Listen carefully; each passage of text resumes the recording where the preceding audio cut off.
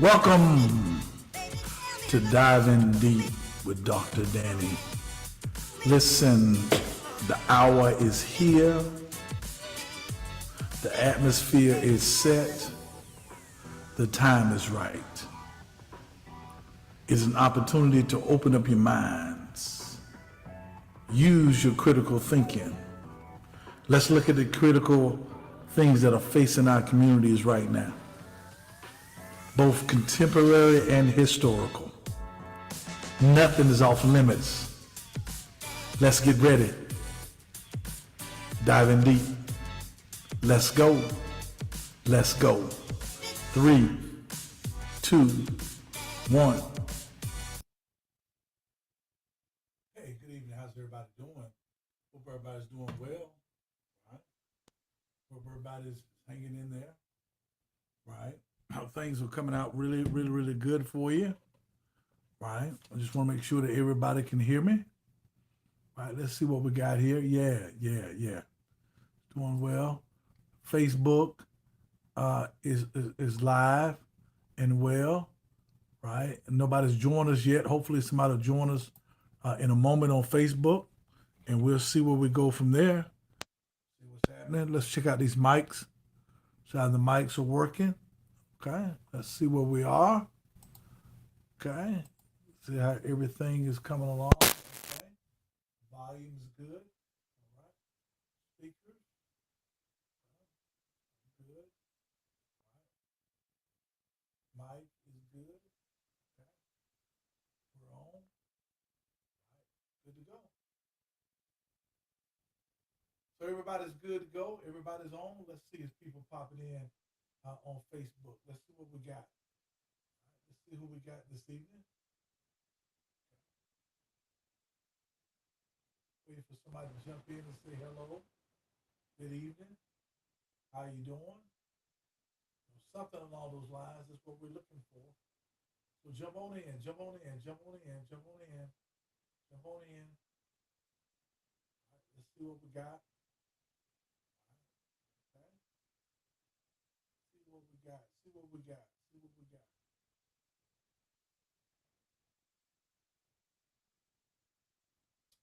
We're recording. Things are well. Let's see. All right, there we are. There we are. Okay. Say hello. Say hello on Facebook so I know that you're there. Say hello. Say hello. All right, say hello so we know that you're there. All right. Pop in on us. All right. Pop in.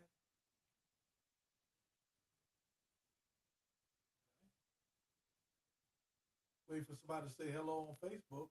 We're gonna jump right on it. Make it happen. Yes. All right. Good. Just want to make sure we're not echoing on our mics. That our mics were sounding well. All right. There we are. Okay. Good. Good. Who's joining us on Facebook? Somebody say hello to me so I can see you in the comments. Yeah.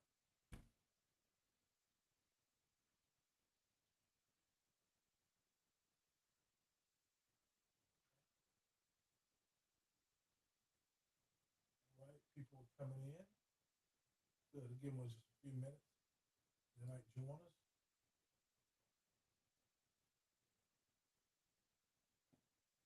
Give them a few minutes that they might join us. We're excited about what's happening.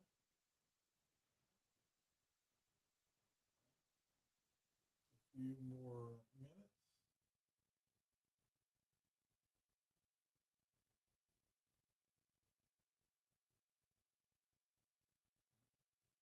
Yeah, okay. I see people jumping in. There we go. Yeah, they're coming on in.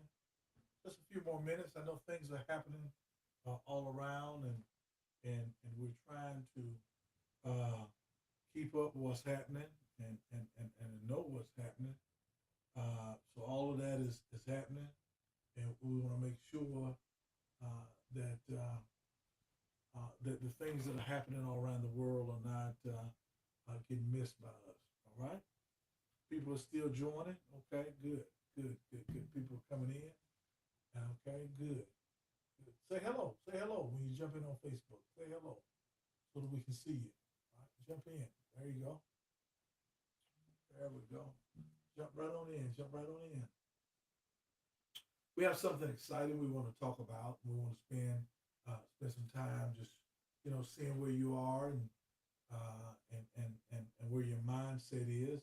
But we got something that we really want to share with you this evening. Just give a few more minutes for some more folks to jump on Facebook so we can see them. Right? I see you in there. I see you putting your name in. I see people say good evening.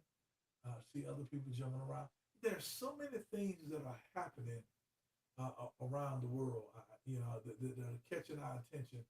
So we want to take a few moments this evening and just talk about what we're going to talk about and see where that goes. Somebody on Facebook, tell me what the volume is sounding like. Right, tell me what the volume is sounding like. Okay, want to make sure that we're there. Right. Okay, want to make sure that we're there. Right, that everything is working the way that it's supposed to be working. Have you had a good day? I hope you have. I hope you had a good day. Good evening. Good evening, Molly. Good evening, Julia. Good evening, man. We see you coming on. We see people are joining us. We're going to talk about where we are. What's happening with the black family. We want to spend some time really evaluating that, looking at that, uh, questioning that. So so we want you to jump right in so that we can get right into it and have a good discussion, right? A healthy discussion, should I put it? And I'm excited. So let me just get here and say this now. I believe that the problems that we're having has to do with the family structure or the lack thereof. Now, you may differ from me. You may have a different idea, a different perspective, different lens, and we want to investigate that tonight and look at it and make some arguments either way. Right? My mama says the volume is low. She's saying the volume is low. Let me see if I can turn it up a little bit and to see. Let me know if the volume gets a little bit better, right? A little bit better, right? You got to let me know if it gets better where the volume is she's saying it's a little bit low. So I'm trying to turn it up and to see. How's the volume now? Right? Is the volume any better now? Right? How about now? A little bit better? Right? Is it a little bit better? I can hear it better in my ear, so I don't know if you can hear it a little bit better on your end, right? If someone could give me just a little bit feedback, and then we'll be right where we need to be, right? Where we need to be with the volume. It's a little better now. Okay, we're adjusting it and trying to make it a little bit better. Let's see here if we can get it to where we want it, right? And to see. How about now? Is the volume better now? I think it is. Okay. All right. So we're a little bit there with the volume. Okay. Let's see where we are. Right. Okay. Hey Jay, what's up, man? What's happening? Okay. Let's see where we are. Turn it up just a little bit. Just a little bit. All right. Let's see where we are with the volume. Bluetooth disconnected. Should be a little bit better. Let's see here. All right. Let's see what just happened then. All right. Let's see. It's too low now. Okay.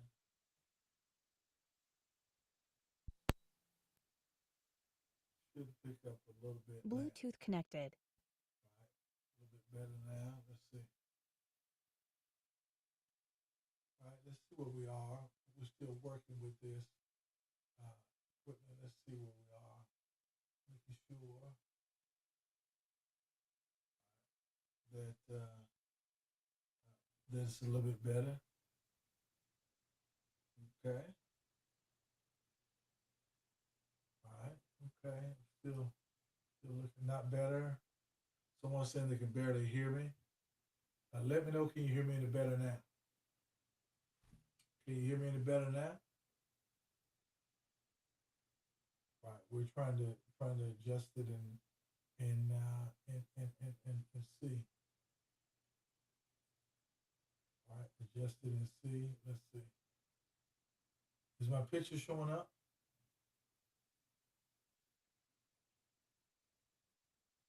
It says something about your Bluetooth. Okay. Let's see. We're gonna work on it. Let's see here. What is it saying here? Let's see. There's something going on with Facebook. I can see, right? Mom, you said it's a little bit better now. Can you see my picture on Facebook?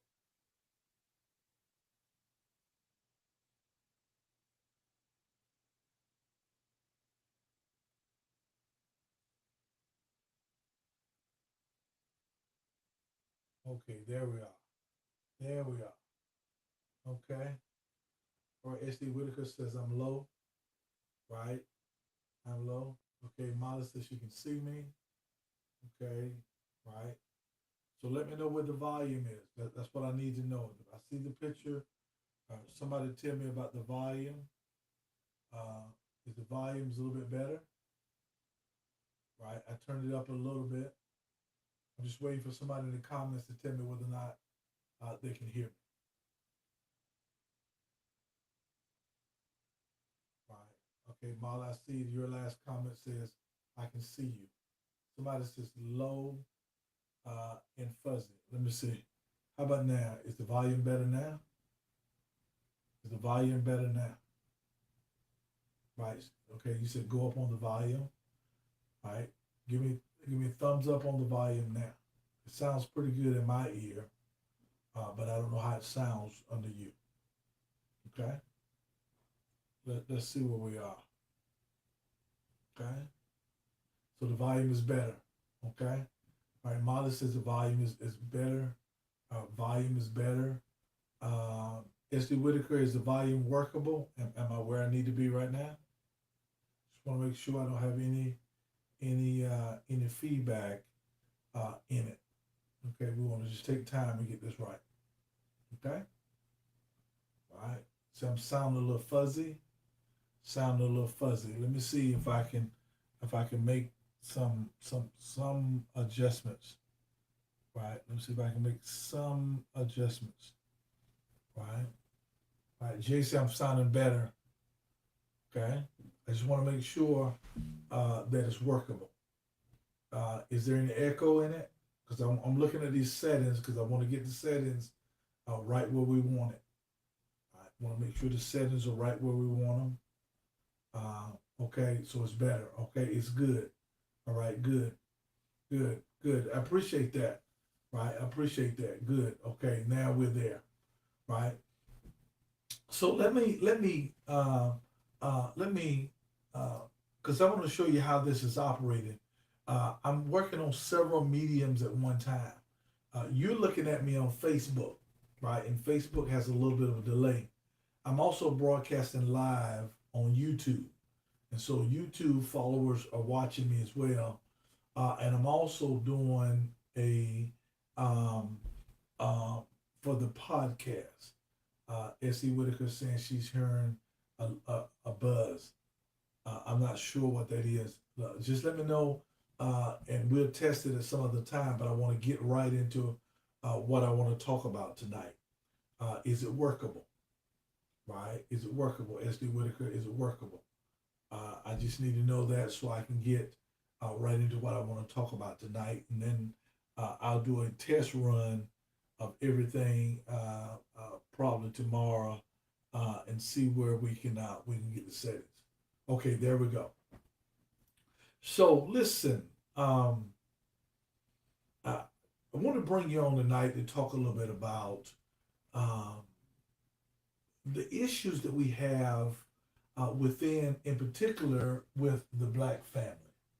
I believe, and I'm of the thought process, that until we deal with the black family, then there's a whole lot of other things that we're not going to be able to maximize. We can talk about economic parity, we can talk about economic empowerment, we can talk about crime, we can talk about education, but it all comes down to the family unit and our definition of a family unit, what we consider that to be. Now, so let me give you some data because I told you the format that we use is we tell you what the problem is, we lay out the discussion, and then we offer some solutions, some potential solutions. So let me give you a couple of things. As of 1992, half of all adults, right, in black families have never been married. Half. That's in 1992. Now you can imagine what it is now. So people in the black family are not getting married. That is part of the problem. Now, also you need to understand this, right? Greater than half in the black family are not getting married, but only 21% of white families are not, have never been married. So white families are getting this. They're understanding the power of synergy, the power of working together. Because you if you understand how the laws and the policies of the United States work, they favor families, they favor marriages. Okay, and so if you want to disenfranchise people, then you attack families. That's how you disenfranchise people. You attack families, right? If you want to become an economic power, then you hold families together. Research has shown that to be very clear. Now, you need to understand this. Now, we always talking about the issues that we have with black children, and one of the reasons that we have issues with black children is 57% of black children. Watch this now. Need to understand, live with one parent. 57% of black children live with one parent. You didn't understand that? That means almost 6 out of 10 black children who attend school, right, are living in a situation where they have one parent. Now, 7.5% of black children are not living with either parent at all. So that when they're attending school, they're doing the very best they can, right? It's not just a single parent issue. Sometimes it's a no parent issue. And those are some of the mountains that our children have to climb. Now you need to understand this. Only 1/3 of black children live in a two-parent household. Let that sink in for a minute. Only 1/3. Now we're talking about the broken family structure. We're talking about, or should I say, the maladaptation that has taken place within the black family. Is that we're not having the influence. The children are not hearing collective voices. There is something to be said about having two parents, and I'm gonna talk about that, right? Because again, majority of the children that are living in any maladaptive situation, the majority of them are living with their mother, right? The majority live with their mother. Watch this now.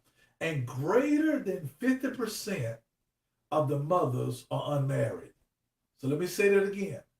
Most of our children are growing up in broken families, and the majority of them are living with their mothers, and the majority of the mothers are unmarried. Okay, so I see you're still struggling with that, because the reason why we're struggling with it is because we've taken a contemporary condition and we've identified it as being normal, right? We've applied normacy to it. And so because we've applied normacy to it, we now defend it. We fight for it. We get mad when people address it or seemingly attack it. but that's because you have maladapted to it. Because everybody wants to be viewed as normal. Everybody wants to be viewed as okay. And so if you grew up or you're in that situation or you've caused that situation, then you want that situation to be correct. Because nobody wants to be an abnormality. No, nobody wants to be identified as something different.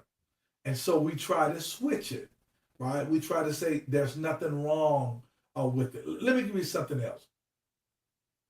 Of the 190,000 black children with teen parents, right? Teen parents, understand this now, right? Only 5,000 of them are living with both parents. So here's the problem. Let me give it to you on Front Street. We have children having children. It's not just age, it's a level of responsibility, right? We're having children having children. That's the issue in the black community. Now I know you don't want to deal with this, and listen, and sometimes to comfort ourselves, we point towards the system. We say that it's a result of slavery. I submit to you tonight that it's not. Slavery has its issues, it does, but that's not the reason. That's not the contemporary reason. I'm gonna give you what I think that is, because here's the data. From slavery to 1950, right, the percentage of blacks married was greater than whites. Now you got to understand this. I'm the speaking real soon, actually Friday for Juneteenth at ECU, and one of the things I talk about is coming out of slavery, the notification about Juneteenth, the emancipation. One of the very first things that black families did is went and looked for black family members. Family members who had been sold off, husbands who had been moved, transferred, name changed, because we immediately understood coming out of slavery the importance of family, right? The normal unit of husband, wife, children, right? We understood that. And we, percentage-wise, were married, percentage-wise, more than our white counterparts, all the way until the late 50s and the 60s. Now you say, well, what happened in the 60s? Well, in the 60s, there was this war on poverty that took place. Now, I know you don't want to believe this, but governmental assistance became a problem for the black family. Now, when everybody talks about government assistance, we think that we're talking about the New Deal. We think you're talking about what Franklin Roosevelt did, but what Franklin Roosevelt did in the Depression, when my mother was born back in 1943, in those times, really in 1935, when he did the Social Security Act in 1935 to help get this country out of the Depression, was not aimed for black families. Social Security was not a program for black families. It was not. Neither was HUD and the housing, and none of those programs were initially for black families. So you cannot say that we are the source of the problem. But what did happen in the early 60s, this war on poverty that Lyndon B. Johnson and those started, sort of inferred, matter of fact, Alabama, Jay, the state of Alabama, put a law on the books that said not only could a father not be in the house, but there could be no cohabitation. So not only that, in other words, there could be no man living in the house, right? On any, not even on an intermittent basis. So in other words, the presence of the black man was demonized in the 60s. And so the idea that fostered and festered in the mind of our young black sisters were, in order for me to get government assistance, I had to in other words, disintegrate or eliminate the black family as a structure. Now, I must say this to you: it was not accidental. Now, it was a systematic approach that we fell prey to. The idea that you could get food stamps, that you could get government assistance, government housing, the projects, all those things were strategically done in order to divide the black family. And you said, well, why? Why would that be necessary? Because it's always political. It's always the political power. The political power has always belonged, as since we had the right to vote, has belonged to black people. Black people are the deciding. We pick presidents now. This is very true. That's why there's such a push about people being apathetic in the black community as far as voting, right? Because voting matters, right? But vote. I know you may not think it does, but it does. It matters. It matters because if you look at it philosophically, there's a divide between Democrats and Republicans, white Democrats, white Republicans. That there's a divide. So what carries the vote over the top? Well, there's about 12%, 13% of African Americans or blacks that generally can decide how that vote goes. And so historically, not way back, but in recent history, blacks have voted Democrat. So because of that, Republicans have tried to take away voting power through gerrymandering and all those kind of things, because your vote matters, right? Now, there's a reason I'm telling you all of this in a moment, because I'm going to tell you what the solution is and be able to do this. So how do you keep people from getting involved politically, economically, financially? Is you attack the black family, right? You make them feel as if they're not worth much, right? That you keep them distracted, you keep them struggling, you keep them living day to day. If they live day to day, they don't think about the future. So systematically in the 60s, there was an attack on the black family under the disguise or the umbrella of the war on poverty, supposedly helping black families, but it was really destroying black families. So here's the thing that you have to deal with, right? Right. So the problem is, here's the shift now. The problem ain't just sisters being head of household. That ain't just the problem. Because if you go back and you look, in 1940, 52% of households, watch this now, were headed by black women who were 45 years of age. So if it was a single parent household, the average age in 1940 was 45. The average age now is that you have a young woman in 22 and 23-year-old leading a household with children. That's a problem. Because here's the problem, Donna, you can't teach what you don't know. The problem is you cannot teach what you don't know. You cannot teach what you have not experienced. You cannot expose young children to things you don't understand, right? You have not exercised. The savings of money, the buying of houses, the securing of retirement. If you're not doing any of those things and you're struggling day to day and you're still trying to wear name brand clothes and all those kind of things, then you really are not embedded in your children the right things. You can't teach what you don't know, and you can't lead where you won't go. And that's the reality that we are constantly facing, but we don't want to talk about it. We don't want to have a discussion about that. So the issue is not slavery, right? Slavery has other issues. When we start talking about economic, where we are lagging behind, the labor force, all those things are valid. But our issue right now is social policy and social norms. Social policy and social norms. It has become normal now. Watch this now. For a teenage girl to have a child and her mother not frown on it. Okay, see, I see y'all not even saying nothing to me tonight. I'm going to move very quickly because I know you don't want to talk about this tonight because we want to make normal what's not normal. It's not normal. Okay. Um, um, um, because when you are having children early, then it will not take long for you to figure out that you've had a baby by the wrong guy. Now, I'm going to talk about the guy in a minute, right? So now it's not working out.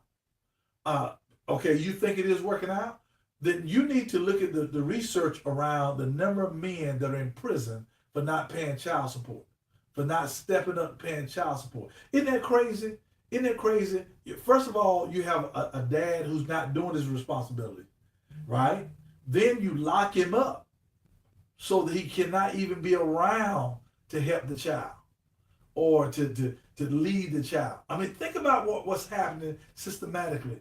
Because, and that came about, now let me tell you why that came about, this whole idea of child support. Because the reality of it is, many of us grew up without child support. If you're my age and you come from a broken family, your daddy didn't pay anything. That's right. Because remember, I told you that the head of the house at that time was a single mom. She was above the age of 45. She had a career. She had made up in her mind this was her life. But there was a push in the 70s and the 80s and up to now to increase the income of single mothers. And so instead of giving them more government assistance, the push became to increase the collection and the amounts of child support. Do you know the number one reason why black men are operating in poverty right now is because of a child support award? That really many of them end up homeless because they are ordered to pay child support at a ridiculous amount. Now I know you want to get mad. I know you don't want to say anything. You ain't got to say nothing to me tonight. But I'm telling you, right? I'm telling you that we think it's beneficial when really it's not. It's not as beneficial as you may think it is, right? Child support does not do what we think it does. Do the research now. Don't listen to Dr. Danny. Listen, do your research. You'll find out. Should men pay child support? Absolutely. Should they pay it at the amount that they pay it? I'm not sure about that. That's room for debate in that area. Is all child support used correctly? Does all child support children? Right? Is paying child support more important than the presence of the father on a regular basis? Okay, think about that for a moment. So why all of a sudden are we locking up fathers around child support? But yet the black family is still broken. Again, the issue is social policy and social norms. Right? Think about that for a moment. Think about that for a moment. Okay, so now you've married the wrong guy. You divorced him, or you never got married, because the research says you've never gotten married. So over 50% have never been married. So now you have a child. Now you are in a situation. Watch this now, where you want a two-parent household. So now we walk into the situation of blended families. So now watch this now. So now you have children or you have a child. Now you want to marry or date a man that does not have children because you don't want his income going anywhere else. Watch this now. Watch this now. And so you meet a man who's never had children. So here's what you got to wrestle with. If he's never had children and he's never been married and never been divorced, then he's never made that wrong decision. He has not made that decision. So in essence, what you're doing is you're stepping into a relationship coming out of a wrong decision. But then you want to exert some sort of authority in your new relationship where in the backdrop or the background, you're the person who's made the wrong decisions. You're trying to lead in a new relationship when you have wrecked the previous one. See, I know you ain't gonna like what I'm saying tonight, so let me slow down that you might get this, because I know what you're saying. I can sense it. I can sense it right now. This is what you're trying to say to me. You're saying, "Let Doc check this out, right? If men were to do the right thing, then we could stay married. We could stay together. We wouldn't be divorced. I mean, if men would to do the right thing." Okay, so let's address that. Let's address that. Let's address that. Why are you getting pregnant by the wrong man? Why are you dating the wrong man? Why are you marrying the wrong man? Why are you living with the wrong man? Because he's not a man. He's a male, but he's not a man. Because in order to be a man, watch this now, there's 4 things he's got to have. He's got to have purpose. He's got to have plan. He's got to have a project. And he's got to have position. Okay, let me say this again. Now you say, well, Ellis, where do you get this from? I get this from because I believe in the book, the creation, the creative narrative. I believe that before Adam had a wife, I think God gave him 4 things. 4 things, right? And I'm going to elaborate on this. I believe he gave him 4 things. I'm going to say it again. He gave him a purpose. He gave him a plan. He gave him a project, and he gave him position, right? Can I break that down for you? Can I flow with that for a moment? Okay, here is the purpose. The purpose that every man should know is his assignment. Every man should know his assignment, right? Here's what I believe.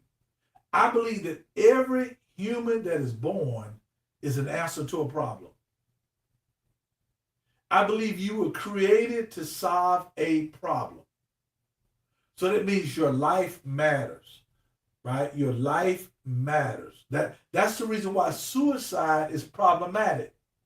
Because when you kill yourself or you take your own life, you have not found, sought out, and solved the problem that you were created for.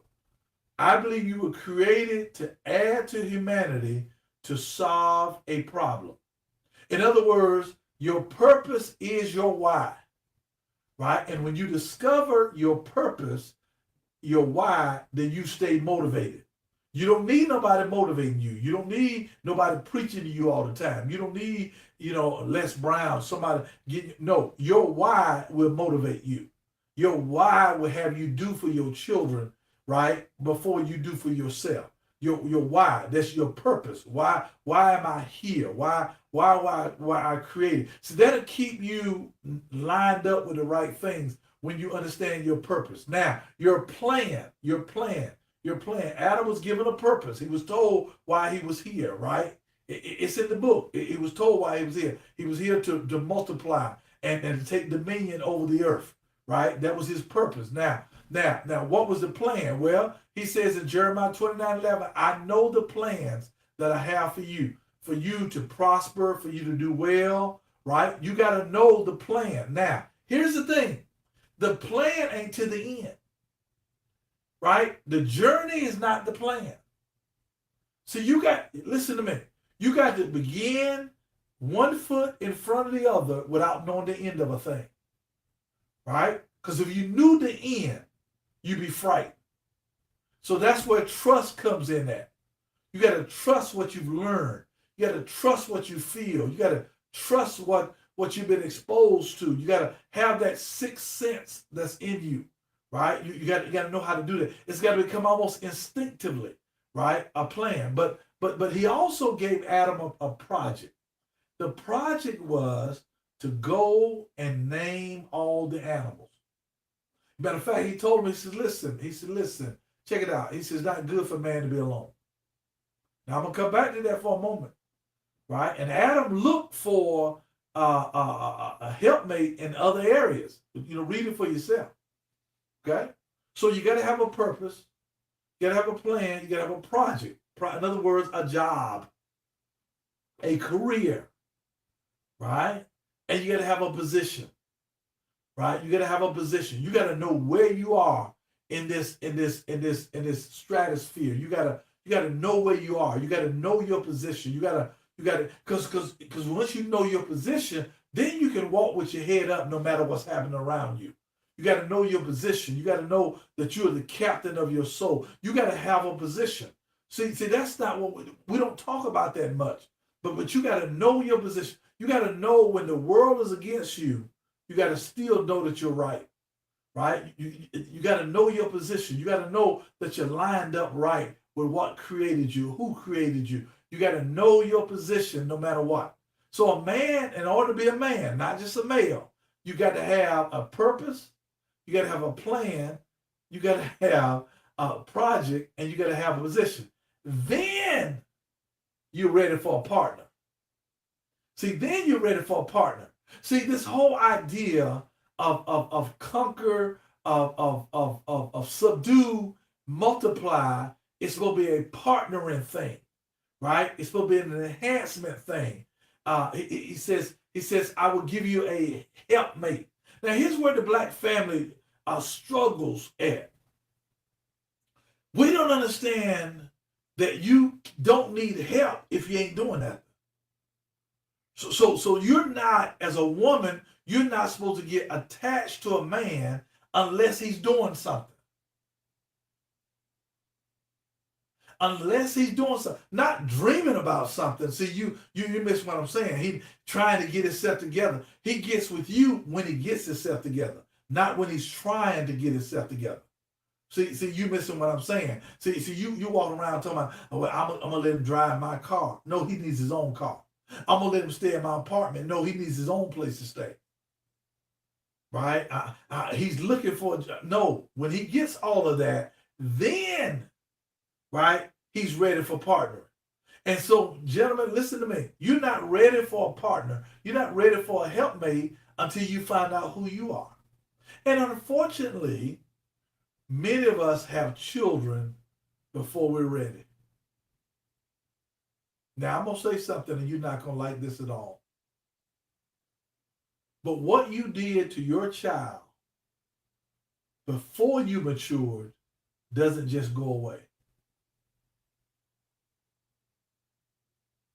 So while you are finding out who you are or becoming who you are, the things you did as a teen, a young adult, right, does an awful lot.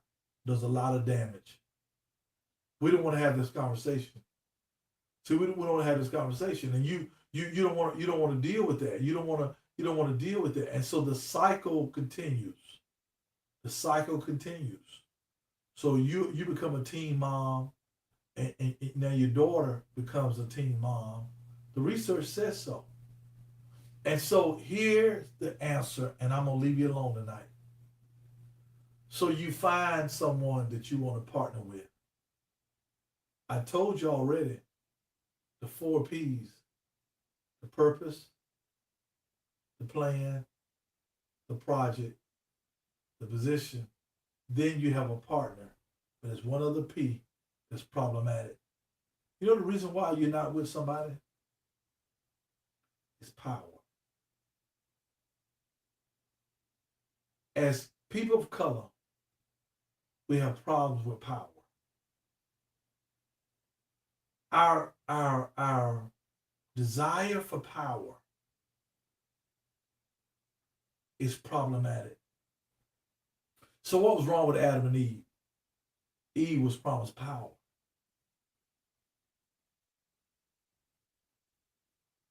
She was promised power. See, Adam had position because God talked to him directly. See, he had position. But being a helpmate wasn't enough. So the enemy offered power. Let me ask you a question. If you are divorced right now, you listen to me. What's the real reason for the divorce? It ain't adultery. It's disappointment. It's about power. Whenever a man feels like he's lost his power, lost his voice, right? He's lost respect. He doesn't want to be in that relationship any longer. So you don't want to hear what I'm saying. I'm trying to tell you, I'm trying to educate you about something here. whenever his spirit is broken, whenever his voice is ignored, whenever his position is overlooked, no matter what his responsibilities are, he doesn't want to be in that relationship any longer. Now, the issue that you have, he says, well, I can raise, you're a woman, I can raise my children myself. I've seen my mother do it. I saw my grandmother do it. There's a problem with that. The problem with that is you're in love with your feelings. You're in love with your feelings. And so even when you have to make hard decisions, you're inconsistent in doing it. You're inconsistent in doing it, right? In other words, you fuss, right? You fuss, but you don't follow through. Say, I know you're going to get mad at me tonight, but I don't do a podcast to be popular. I'm telling you what it is. You fuss, but you don't follow through. And after a while, if you continue to fuss, then all children do is prepare themselves for that fussing moment. Because you're not going to do anything after that. Right? I mean, come on now. How many times have you grounded them and stood by it? See, once you see them walking around and they moping around, and see, because you're loyal to your feelings. Okay, you say you're not. Okay, sisters, you saying you're not loyal to your feelings. The reason why you end up with Mr. Wrong all the time is because he makes you feel right. He makes you feel good. You know he ain't hitting on nothing. You know he's not working. You know he's not doing those things. So why do you deal with him? You deal with him because he makes you feel a certain way, and you're loyal to your feelings. If he makes you feel good, right, then you find a way to work with him. Even if he's not working, if he's not a visionary, if he's not doing the right things, you find a way. You may fuss, but you don't want to be alone. You don't want to take time to prepare yourself for who you think is Mr. Right until you've gotten to the point. Watch this now, where how do I say this? Where you pass through that early window. You get in your late 30s and 40s, and all of a sudden now you want the right relationship. But by that time, you already have a broken family. And so now you're taking a broken family, right? A single broken family, trying to mesh that together, right? To come up with a blended family. But yet, watch this now, because I'm going to tell you this. Because you are still loyal to your feelings, you can't turn over your child to this man. Because you all have developed an unusual relationship. Right? A form of substitution where he has filled in, the child has filled in where another adult should have been. So whenever you needed someone's advice, you went to your child. Whenever you needed someone, you were sad or upset, you went to your child. So now your child filled a void that was designed for another person, another adult. So now when you are trying to do the blended family thing, instead of you going to your spouse or your partner, you're still having unauthorized communication with a child. And so you feel confident when you come to your partner because you and your child has agreed already. You've already informed them about it. Y'all are continuing with this unauthorized interaction to the point that your new partner is no longer fulfilling what they should be doing with their divine position. Now, I know this sounds complicated, right? But I need for you to think about this for a moment because it really is on the verge of something very, very important here as a Black family. We have to have those conversations. We have to talk about why is our relationships not working? Why are they not working? Because we're losing millions and billions of dollars in court systems with divorces that are happening in subsequent relationships. I'm talking about we get married 2, 3, 4 times and none of it is working because you're not going to let anybody tell your child what to do. You're going to do for your child what you promised. Don't you remember what you promised them when y'all were struggling together? You promised them. And so, because of your feelings, you rather fulfill the promise, which you think it is the easier thing to do, right? Rather than do the harder thing, which means they need to be disciplined. And I'm not talking about someone putting their hands on them. I'm not talking about that. But I will tell you what a woman did say. She says, "What did most people in jail need? Most people in prison need?" She said they needed a whooping.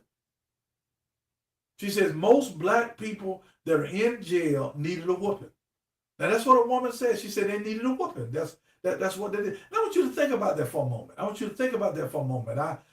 Just as a thought process for you, I know this is not popular talk. I know this is not Facebook talk. This is not normal what you would hear in your circle. But most of the time, you're spending your time with other broken people.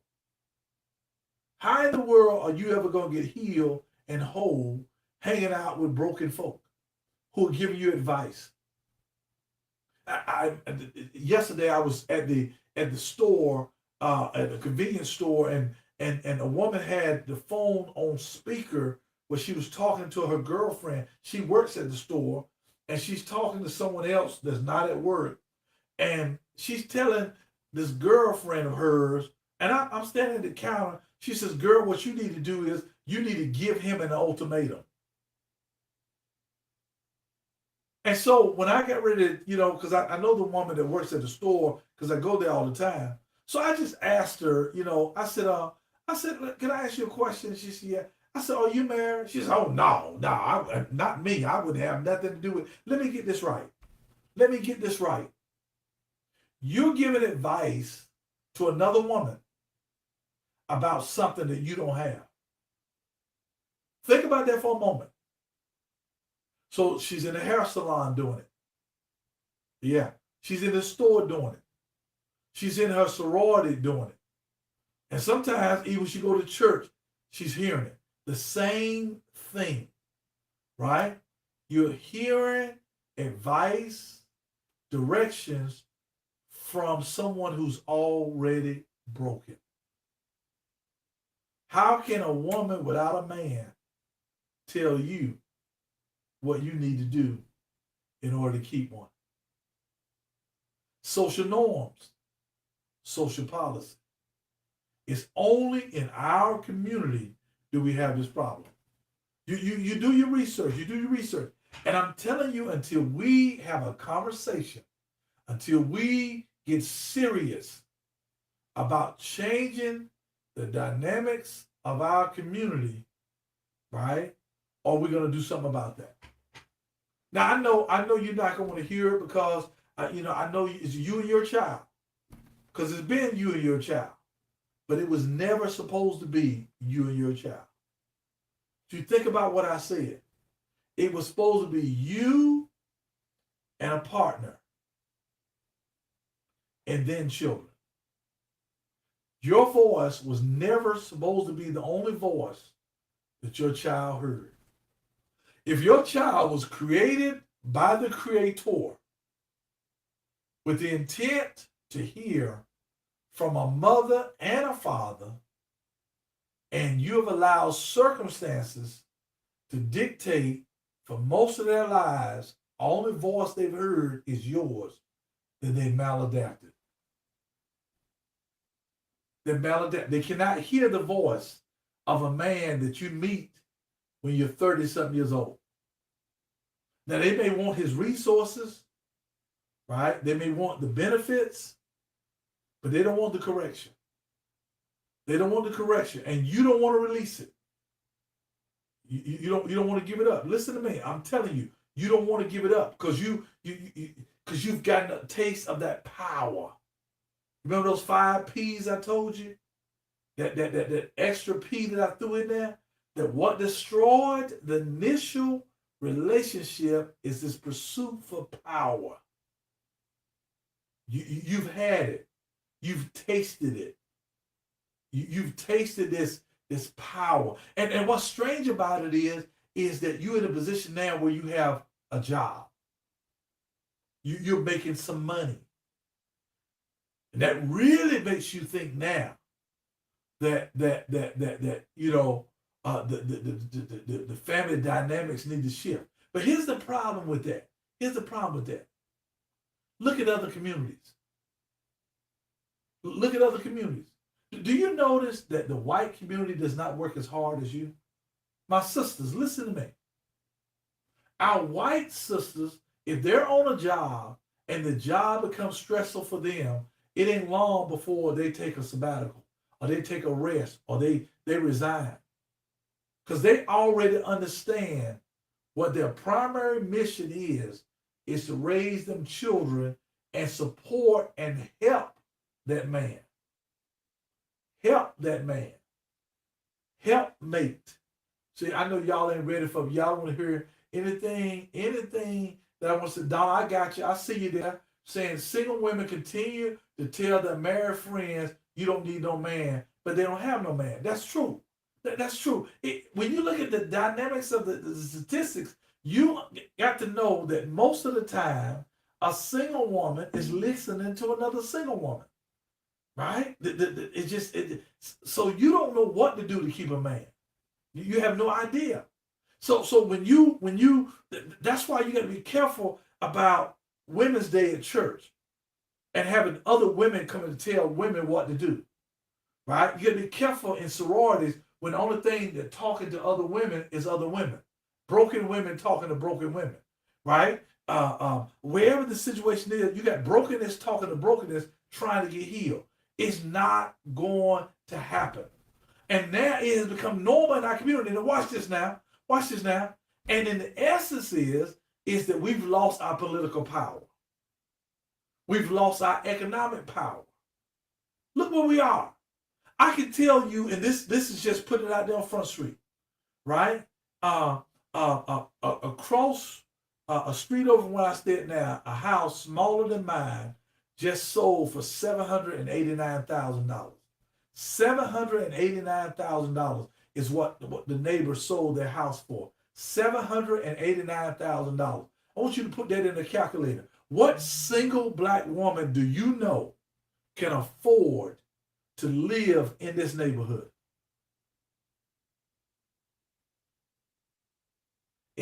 So it's not a problem over here. It's a problem getting over here. It's not a problem getting an apartment, because apartments, that's renting. All you doing is making money for somebody else. See, we think it's a big thing because we can get an apartment or we get Section 8 or whatever we get. All you doing is making money for somebody else that owns the apartments, that owns the house you're renting. It's home ownership, right? It's the key. And as long as we have broken families, now I'm going to leave y'all alone tonight. As long as we got women listening to women who have not found the secret. Now you say, well, what am I supposed to do? Am I supposed to stay with a man that ain't treat me right? No, because you weren't supposed to be with a man that wouldn't treat you right. See, it ain't a question of whether you should stay with him. You shouldn't have been with him, because he should have been a man to start with. Because a man with a purpose, a man with a plan, a man with a project, a man with position ain't going to mistreat you anyway. He's not going to mistreat you. So when you with somebody who's mistreating you, it's because you got hooked up with a male. You got hooked up with a grown boy. You never was with a man. So the whole idea is not to deal with the middle of the thing and the end of the thing. The idea is to deal with the beginning of a thing. And here's the thing. Listen to me. I'm going to leave you alone. Because some of you have grown boys, right? You have boys, you mothers, you have raised boys. Now your boy is dating a girl and going to get her pregnant. So somebody else's daughter is going to get pregnant by your son who's not a man. And you are a broken individual, a broken mother. You're a broken single parent who raised a broken child who's going to impregnate, watch this now, a broken girl, and you all can't figure out why it's not going to work. That relationship is not going to work. And all you thinking about is you get to have a grandchildren. That's what you get to brag about. You get to have grandchildren, but they never get to have the nucleus of a family.